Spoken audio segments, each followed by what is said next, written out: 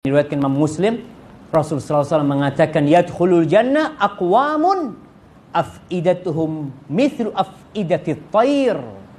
Kata Rasulullah SAW, akan masuk manusia-manusia ke dalam surga yang hati mereka seperti hatinya burung, jemaah. Subhanallah ya. Hatinya burung itu dikatakan hati yang lembut, burung itu. Antum kalau ngelihat ya, burung dara, burung merpati lagi sama teman-temannya, dia makan bareng-bareng, ada yang sikut-sikutan jemaah. Umpamanya nih, antum kasih jagung ya. Anda nggak tahu di sini. Kalau di Medina tuh biasanya ada orang ngasih makan burung dara. Itu burung dara Anda belum pernah ngelihat yang tonjok-tonjokan gitu. Ente kok mau makan tempat Anda? Nggak ada. Dia makan semua. Subhanallah.